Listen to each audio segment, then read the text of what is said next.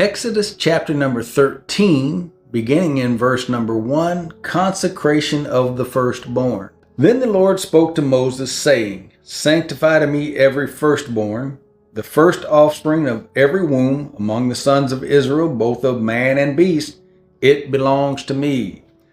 Moses said to the people, Remember this day in which you went out from Egypt, from the house of slavery, for by a powerful hand the Lord brought you out from this place. And nothing leavened shall be eaten. On this day in the month of Abib, you are about to go forth. It shall be when the Lord brings you to the land of the Canaanite, the Hittite, the Amorite, the Hivite, the Jebusite, and the Jebusite, which he swore to your fathers to give you, a land flowing with milk and honey, that you shall observe this rite in this month. For 7 days you shall not eat unleavened bread.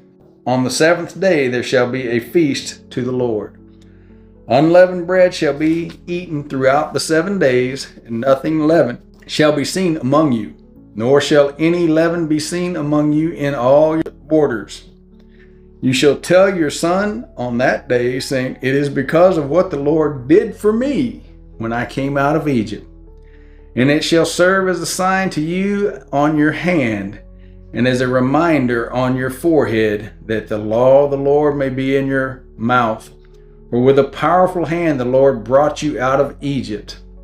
Therefore you shall keep this ordinance at its appointed time each year, at its appointed time from year to year. Now when the Lord brings you to the land of the Canaanite, as he swore to you and to your people and to your fathers, and gives it to you, you shall devote to the Lord the first offspring of every womb, and the first offspring of every beast that you own. The males belong to the Lord. But every first offspring of a donkey you shall redeem with a lamb. But if you do not redeem it, then you shall break its neck, and every firstborn of man among your sons you shall redeem. And it shall be when your son asks you in time to come, saying, What is this? Then you shall say to them, With a powerful hand the Lord brought us out of Egypt, from the house of slavery.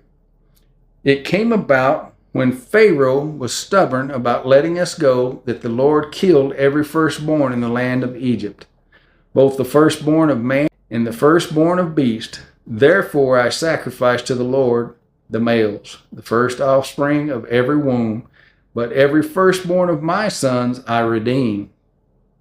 So it shall serve as a sign on your hand and as phylacteries on your forehead, for with a powerful hand the Lord brought us out of Egypt. Exodus chapter number 13, beginning in verse 17, God leads the people. Now when Pharaoh had let the people go, God did not lead them by the way of the land of the Philistines, even though it was near. For God said, the people might change their minds when they see war and return to Egypt. Hence God led the people around by the way of the wilderness to the Red Sea, and the sons of Israel went up in martial array from the land of Egypt. Moses took the bones of Joseph with him, for he had made the sons of Israel solemnly swear, saying, God will surely take care of you, and you shall carry my bones from here with you. Then they set out from Succoth and camped in Etham on the edge of the wilderness. The Lord was going before them in a pillar of cloud by day to lead them on the way, and in a pillar of fire by night to give them light, that they might travel by day and by night. He did not take away the pillar of cloud by day, nor the pillar of fire by night from before the people. Exodus chapter number 14, beginning in verse number 1, Pharaoh in pursuit. Now the Lord spoke to Moses, saying, Tell the sons of Israel to turn back and camp before Pi-hahiroth, between Migdol and the sea. You shall camp in front of Baal-zephon, opposite it by the sea. For Pharaoh will say of the sons of Israel, They are wandering aimlessly in the land. The wilderness has shut them in. Thus I will harden Pharaoh's heart, and he will chase after them, and I will be honored through Pharaoh and all his army, and the Egyptians will know that I am the Lord. And they did so. When the king of Egypt was told that the people had fled, Pharaoh and his servants had a change of heart toward the people. And they said, "What is this we have done, that we have let Israel go from serving us?" So he made his chariot ready and took his people with him. And he took 600 select chariots and all the other chariots of Egypt, with officers over all of them. The Lord hardened the heart of Pharaoh, king of Egypt, and he chased after the sons of Israel, as the sons of Israel were going out boldly. Then the Egyptians chased after them with all the horses and chariots of Pharaoh, his horsemen, and his army, and they overtook them camping by the sea beside Hiroth, in front of Baal-zephon. As Pharaoh drew near, the sons of Israel looked, and behold, the Egyptians were marching after them, and they became very frightened. So the sons of Israel cried out to the Lord. Then they said to Moses, "Is it because there were no graves in Egypt that you have taken us away to die in the wilderness? Why have you dealt with us in this way, bringing us out of Egypt? Is this not the word that we spoke to you in Egypt, saying, 'Leave us alone, that we may serve the Egyptians'? For it would have been better for us to serve the Egyptians than to die in some wilderness." Exodus chapter 14, beginning in verse number 13, the sea is divided. But Moses said to the people, "Do not fear. Stand by and see the salvation of the Lord, which he will accomplish for you today. For the Egyptians whom you have seen today, you will never see them again forever. The Lord will fight for you while you keep silent." Then the Lord said to Moses, "Why are you crying out to me? Tell the sons of Israel to go forward. As for you, lift up your staff and stretch out your hand over the sea and divide it. And the sons of Israel shall go through the midst of the sea on dry land. As for me, behold, I will harden the hearts of the Egyptians so that they will go in after them. And I will be honored through Pharaoh and all his army, through his chariots and his horsemen. Then the Egyptians will know that I am the Lord when I am honored through Pharaoh, through his chariots and his horsemen." The angel of God who had been going before the camp of Israel moved and went behind them, and the pillar of cloud moved from before them and stood behind them. So it came between the camp of Egypt and the camp of Israel, and there was the cloud along with the darkness, yet it gave light at night. Thus the one did not come near the other all night. Then Moses stretched out his hand over the sea, and the Lord swept the sea back by a strong east wind all night and turned the sea into dry land, so the waters were divided. The sons of Israel went through the midst of the sea on the dry land, and the waters were like a wall to them on their right hand and on their left. Then the Egyptians took up the pursuit of all Pharaoh's horses and his chariots, and his horsemen went in after them into the midst of the sea. At the morning watch, the Lord looked down on the army of the Egyptians through the pillar of fire and cloud and brought the army of the Egyptians into confusion. He caused their chariot wheels to swerve, and he made them drive with difficulty. So the Egyptians said, "Let us flee from Israel, for the Lord is fighting for them against the Egyptians." Then the Lord said to Moses, "Stretch out your hand over the sea, so that the waters may come back over the Egyptians, over their chariots and their horsemen." So Moses stretched out his hand over the sea, and the sea returned to its normal state at daybreak, while the Egyptians were fleeing right into it.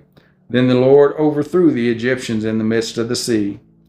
The waters returned and covered the chariots and the horsemen, even Pharaoh's entire army that had gone into the sea after them.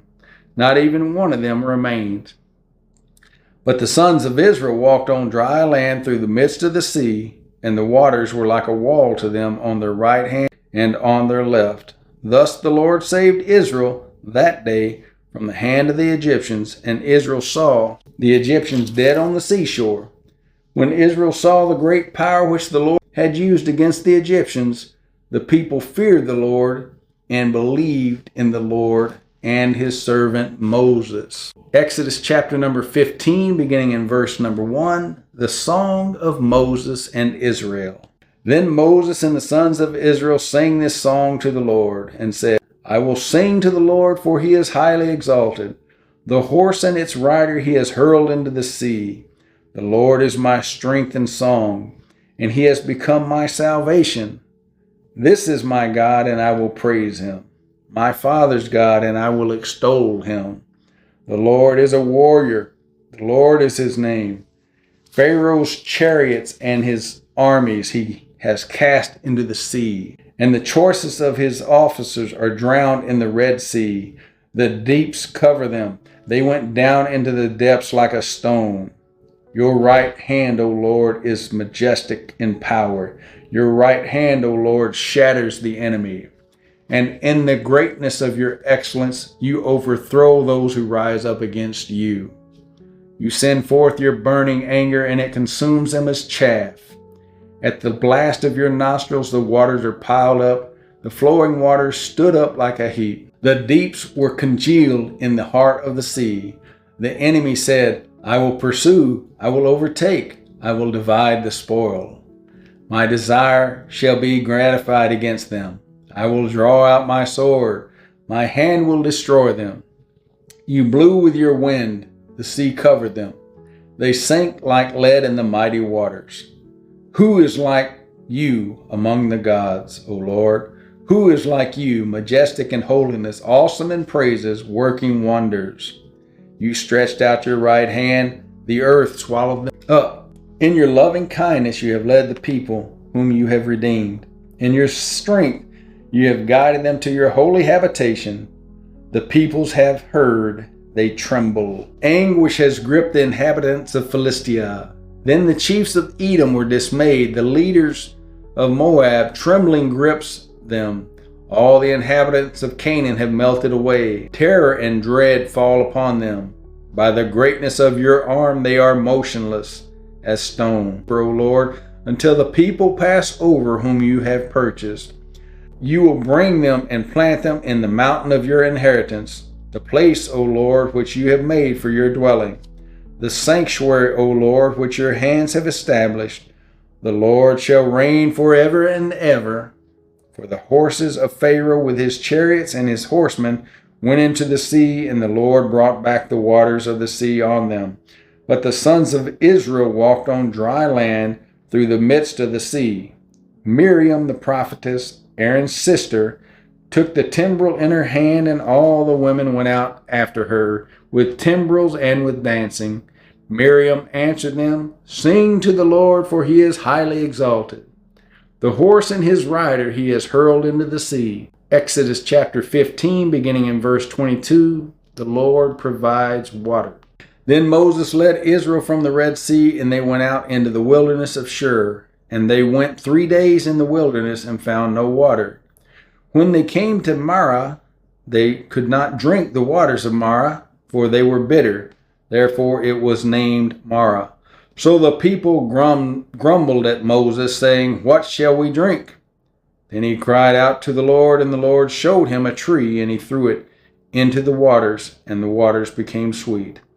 There he made for them a statute and regulation, and there he tested them. And he said, If you will give earnest heed to the voice of the Lord your God, and do what is right in his sight, and give ear to his commandments, and keep his statutes, I will put none of the diseases on you which I have put on the Egyptians, for I, the Lord, am your healer. Then they came to Elim, where there were 12 springs of water and 70 date palms, and they camped there beside the waters.